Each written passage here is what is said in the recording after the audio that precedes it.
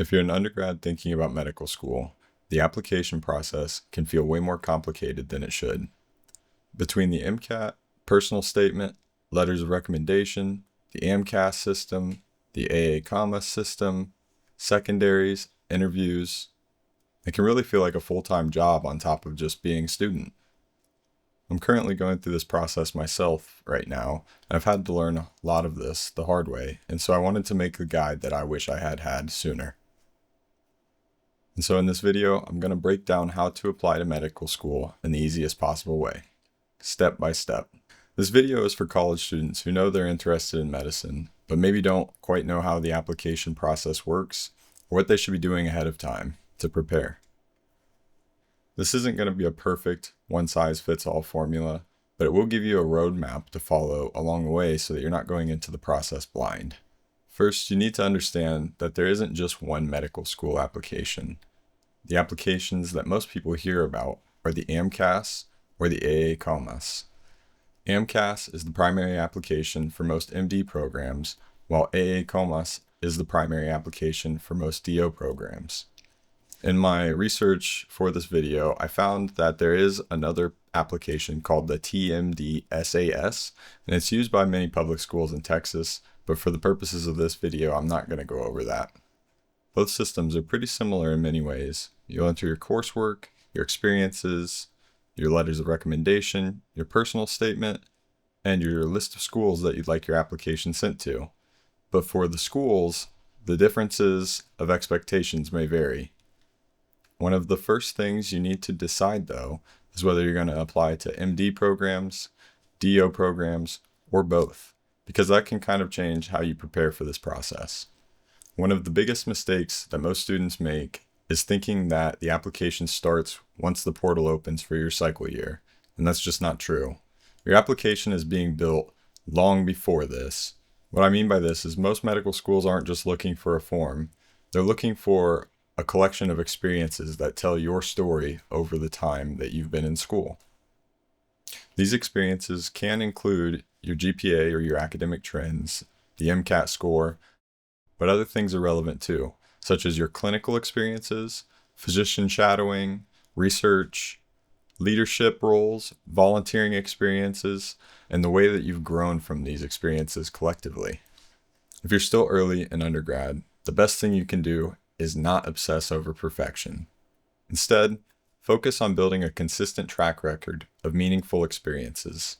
Don't just collect boxes to check. Try doing things that matter to you, because this is what makes your application stronger and will make the writing that you have to do later in your application much easier to do. Next, let's focus on letters of recommendation. You should be thinking early on about who you want to write your letters of recommendation, even though you may not want to be thinking about this yet. In general, many schools would like to see letters from science faculty, a professor who knows you well, a physician that you've shadowed with or worked closely with, especially if you're applying to DO school, or a committee letter if your school offers one. The important part here is that not every school has the same requirements, so it's important that you look at the schools that you are applying to make sure your letters align with what they are expecting. When you ask for a letter, make it easier for the person that is writing. You should give them your resume or CV. You should provide a draft of your personal statement if you have one. You should give them a deadline and a short reason why you are asking them to write the letter for you. A strong letter usually comes from a person who knows you and can evaluate you through the experiences you share with them, and not just somebody who has a strong title in front of or behind their name. Your personal statement and activity descriptions can be where students sometimes accidentally become too generic in their writing. Your personal statement should answer one question, and that is, why medicine? This doesn't mean that you should write because I like science or I want to help people, because those things are true for most people that are going to be applying alongside you. A better question you should ask yourself is, what experiences shaped your decision, and how did these experiences change the way that you see medicine? When it comes to your activity section, don't just list responsibilities. Anyone can say that they've shadowed or volunteered or worked in healthcare.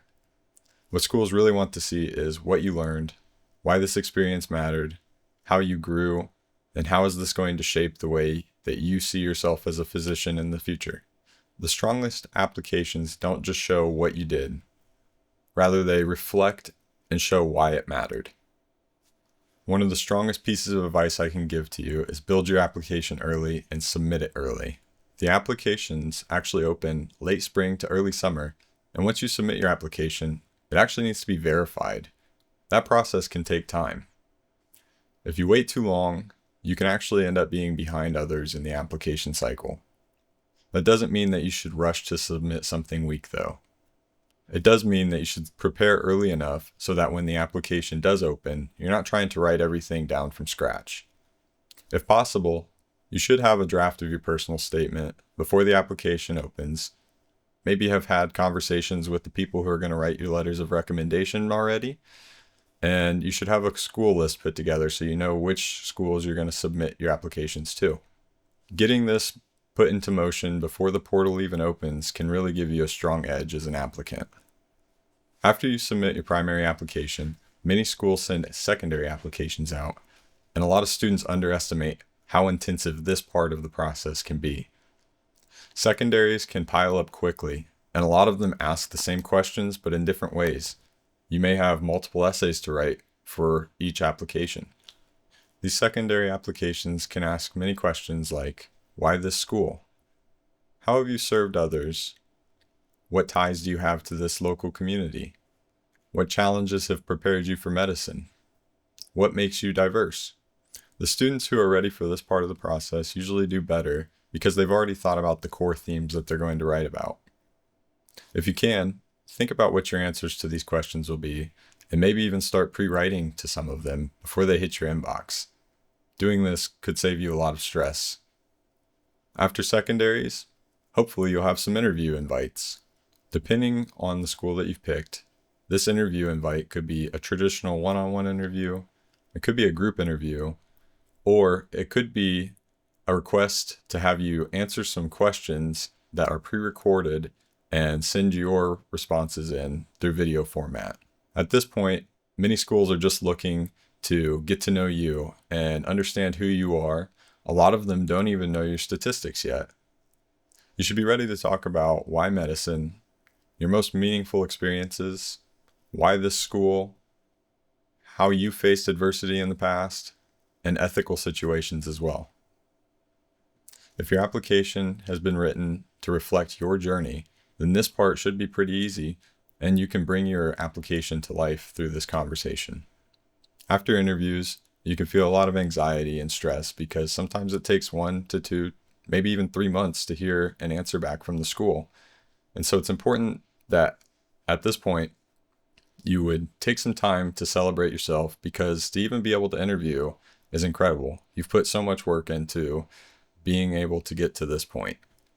If you're still early in undergrad, the biggest takeaway I can give to you is stop trying to build the perfect application. Focus on becoming someone who is genuinely preparing for medicine, academically, personally, and through experiences that genuinely matter to you. All of this is because, in the end, the strongest applications don't usually come from students who check the most boxes. They come from students who can clearly show who they are, what they've learned, and that they're ready to take the next step to a career in medicine.